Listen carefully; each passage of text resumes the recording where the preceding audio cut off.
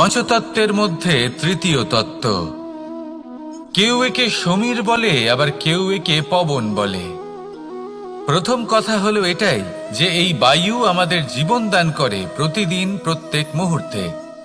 এই বায়ুর কারণেই আমরা নিঃশ্বাস নিতে পারি, জীবিত থাকতে পারি।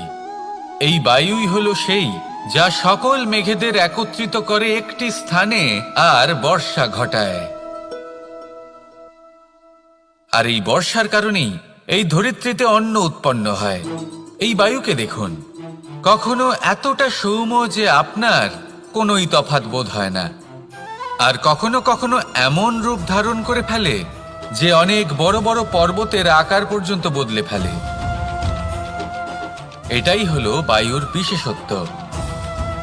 বায়ু শেখায় যে সময়ের সাথে সাথে বইতে থাকো, সকলকে জীবন দান করো, সকলকে সাহায্য করো, কিন্তু যখন বিপদ সামনে আসবে তখন দৃঢ় হয়ে সম্মুখীন হও।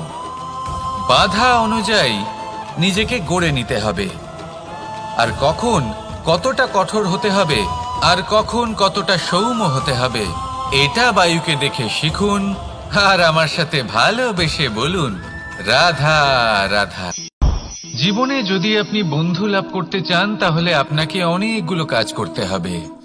প্রথমে একজন যোগ্য পাত্র সন্ধান করতে হবে, তারপর তার সাথে সময় কাটাতে হবে, সুখ দুঃখে তার সাথে থাকতে হবে, তবে গিয়ে সে বন্ধু হবে।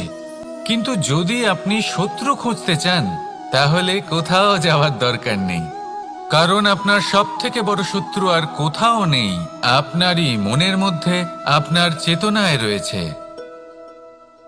ক্রোধ, মোহ, লোভ, কাম, মদ, মাৎসর্য।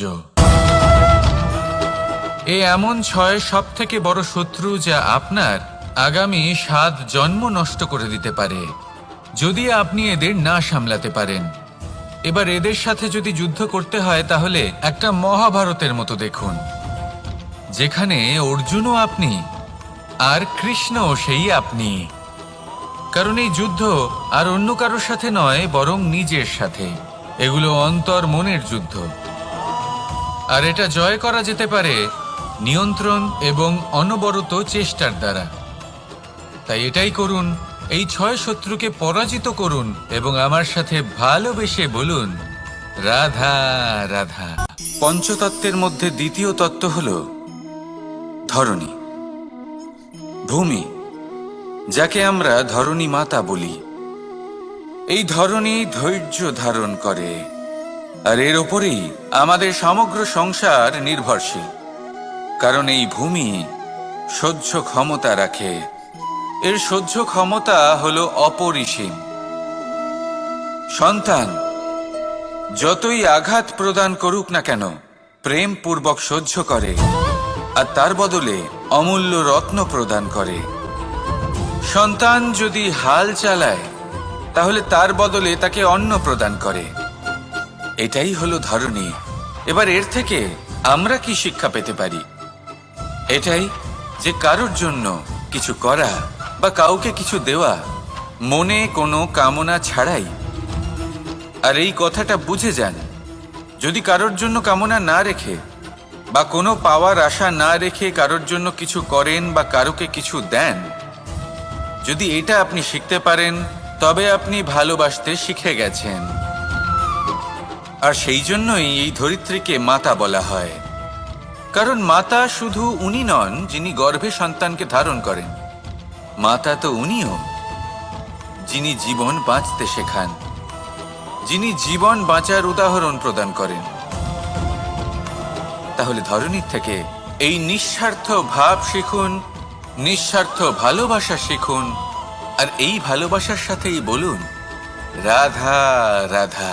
বেশিরভাগ মানুষই এই কথা জানেন যে আমাদের শরীর 5টি তত্ত্ব দ্বারা নির্মিত, যাকে আমরা পঞ্চতত্ত্ব বলি। জল, অগ্নি, বায়ু, ধরিত্রী এবং আকাশ। এবার এই কথা আমরা সকলে জানি, কিন্তু এগুলোর সাথে কিছু গুণ জড়িয়ে রয়েছে যেগুলো আমরা দেখতে পাই না। যদি এই গুণগুলি আমরা আত্মসাৎ করতে শিখে যাই তাহলে সাক্ষাৎ পরমেশ্বরের দর্শন আমরা পেতে পারি। যদি কথা বলি প্রথম তত্ত্বের, জলের কথা, জল যা প্রত্যেক জ্বলনকে শীতলতা প্রদান করে।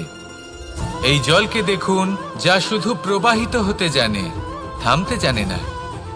জল পাথরের সাথে সংঘর্ষ করতে জানে, যার পথে অনেক বাধা আসে, কিন্তু সে প্রবাহিত হতে থাকে। নিরাকার হলো এই জল, যে কোনো পাত্রেই রাখুন না কেন তার আকার ধারণ করে নেবে। এটাই হলো এর বিশেষত্ব এবং এটাই হলো আমাদের শিক্ষা। কিভাবে প্রবাহমান থাকতে হবে, কিভাবে আমাদের থামলে চলবে না, তাতে আমাদের পথের মধ্যে যতই যেরকমই সমস্যা আসুক না কেন, আমাদের এই জলের মতোই নিরাকার হয়ে যে কোনো পরিস্থিতিতেই প্রবাহমান থাকতে হবে। এই শিক্ষাই জলের থেকে লাভ করুন আর আমার সাথে ভালোবেসে বলুন, রাধা রাধা।